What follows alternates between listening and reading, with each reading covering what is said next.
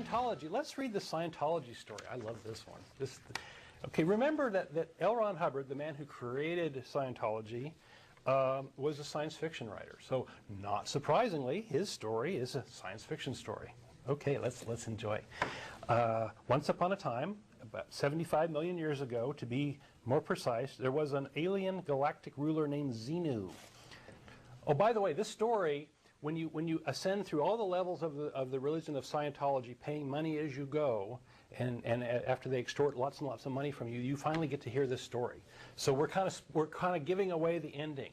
So it's a kind of a great cosmic joke, in my opinion, that by the time you're broke and you've given all the money, you get this little science fiction story that I'm going to read you today, and we can't ask for donations. What a shame. Let's see. Xenu was in charge of all the planets in this part of the galaxy, including our own planet, Earth. In these days, Earth was called Tegeac. Okay, Xenu had a problem. All of the 76 planets he controlled were overpopulated. Each planet had an average of 178 billion people. And he wanted to get rid of the excess population. So he formulated a plan. With the help of renegades, Xenu took the complete control and defeated the good people of the loyal officers. Then with the help of psychiatrists, he created a billion people.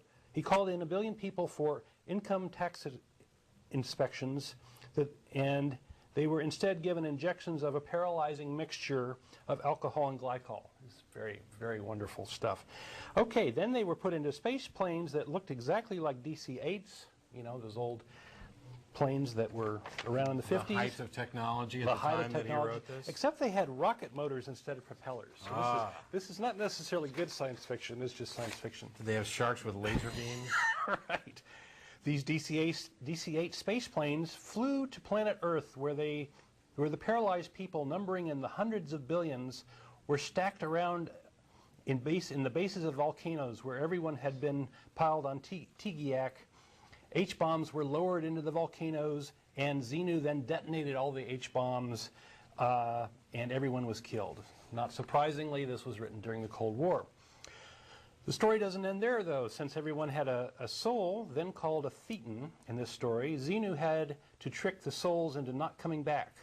So while the hundreds of billions of souls were there being blown around in the nuclear winds, he had special traps that caught the souls in electric beams. And the electric beams were sticky like flypaper.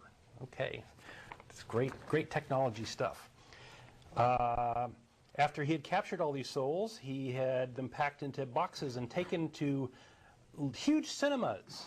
There the souls had to spend days watching 3D animation movie pictures that told them lies about what life should be like, and that these films confused them and tricked them into believing they were not true, that things that were not true. They were shown false pictures and were told false things, including stories about Christianity, Judaism, Islam, and other religions. In this story, the process is called implanting. When the films ended and the souls left the cinema, they began to stick together in groups. They had all seen the same film, so they were the same person. They clustered in numbers of a few thousand, and there were only a few living bodies left, so they stayed in clusters and inherited these bodies, our ancestors. So our ancestors were possessed by these thetans. As for Xenu, the loyal officers finally overthrew him and locked him away in a mountain on one of the planets. He is kept there by a force field powered by an external battery. Xenu is still alive today.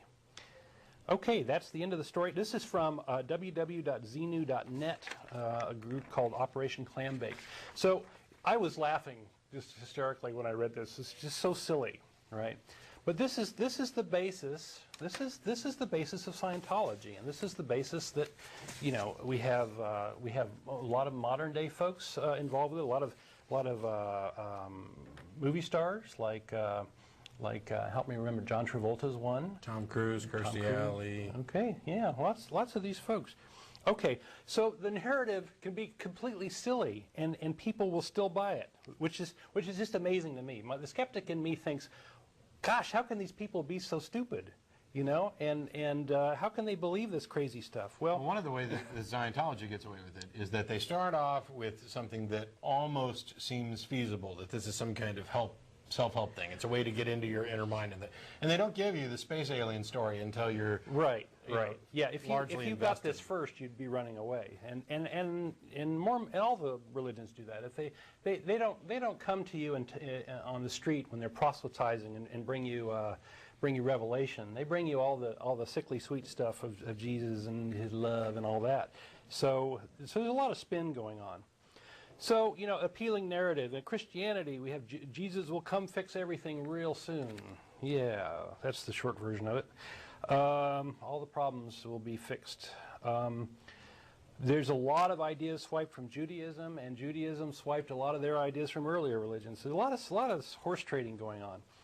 Let's see. All of these stories end up being period pieces, meaning they are they're an obvious fiction of their time, the time they were written, and it reflect the interests and knowledge and fears of the authors. Every single one of these religious narratives does this.